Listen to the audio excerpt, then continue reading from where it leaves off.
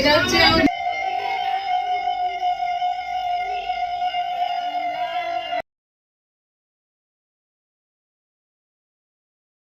একটা বড় হবে ফাইনালি আমার বিয়ে। গুড মর্নিং সবাইকে, অনেকদিন পর আবার বড় ব্লগ নিয়ে আমি আসছি, কারণ আমি যে অনুষ্ঠানটা আজকে অ্যাটেন্ড করব ওটা শর্টসে আমি পোষাতে পারবো না, প্রচুর শর্টস হয়ে যাবে তাহলে, তো বড় ব্লগ আমাকে করতেই হতো। আমি আর মাম্পি রয়েছে, আমরা দুজন এখন যাচ্ছি একটু হালি শহরে। সামনে উঠবি, সামনে দিচ্ছি তো হালি শহরে একটা অনুষ্ঠান, প্রচুর এই যে এত জিনিসপত্র আমাদের কাছে, অনেক মাম্পির কাছেও রয়েছে। তো ব্যারাকপুরে চলে এসেছি, বাড়ি থেকে স্টার্ট করা হয়নি, এমনি লেট হয়ে গেছিলো। তার উপর তোর কটায় পৌঁছানোর কথা ছিল ওখানে? প্রথমে ভেবেছিলাম যে যাব 8টার সময় বেরোবো, তারপরে তো এম্বারেসিং লাগছে না, ব্যারাকপুরে সবাই তাকিয়ে রয়েছে আমার দিকে।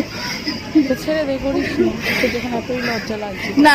আমার আসলাম এখন, মানে অনেকটা পথ অতিক্রম করে এখন এসেছি, ভীষণ ট্রেনও ঝুলিয়েছে, তারপর ব্যারাকপুরেও তো প্রচন্ড লেট হয়ে গেছে, ট্রেন লেটও ছিল, এখন এলাম। আর ওর বৃদ্ধি হয়ে গেছে, আমার ইচ্ছে ছিল সকাল সকাল আসার এই কারণেই যেন আমি বৃদ্ধিটা দেখতে পারি, কিন্তু বৃদ্ধি দেখতে আমি পারলাম না। যাই হোক, তো এখন গায়ে হলুদটা হবে, তো দেখতে থাকো তোমরা। আমি পরিচয়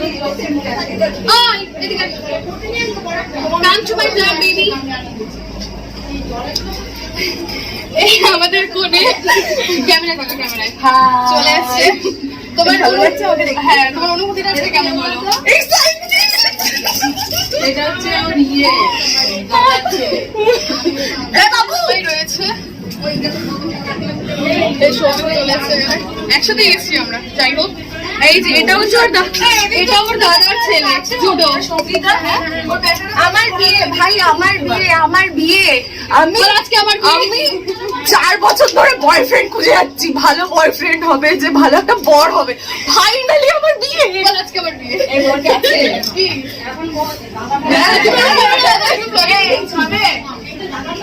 না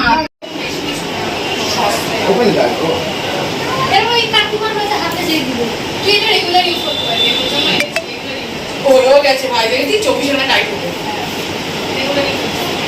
আমি ওকে রেগুলারের জন্য দিয়েছি, এখন দেখ আমি তো আমার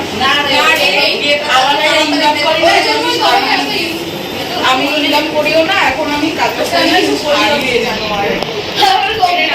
ক্ষমতা সেটা বস।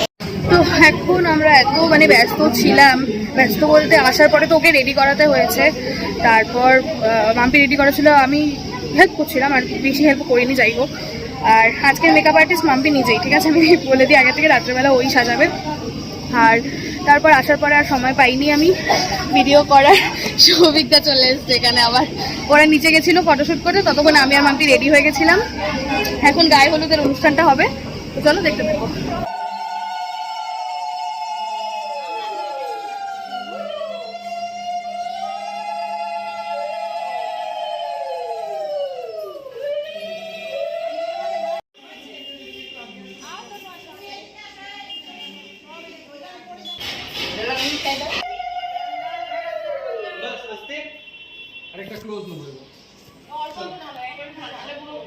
সবকিছু শেষে আমরা ওদের পাশে একটা মানে যে ভিলাটা নিয়েছে সেই ভিলার পাশেই হচ্ছে সহজপাঠ ক্যাফে।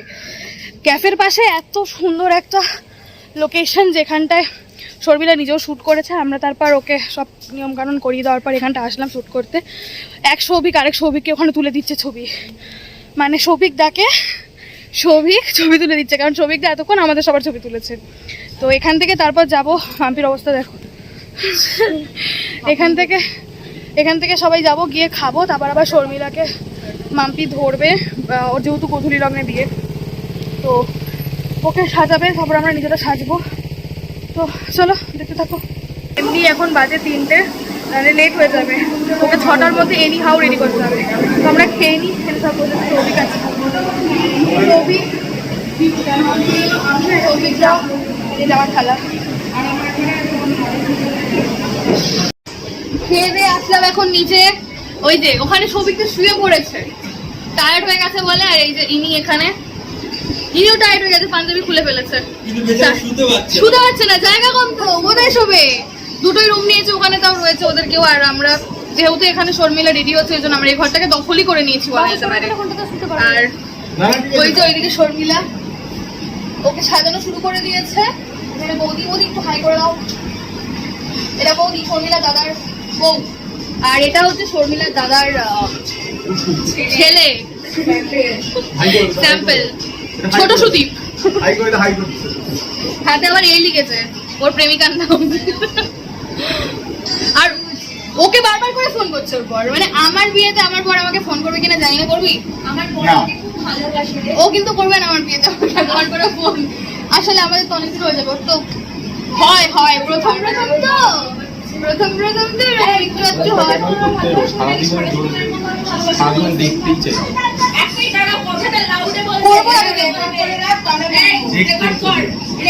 কি বলছে শুনি?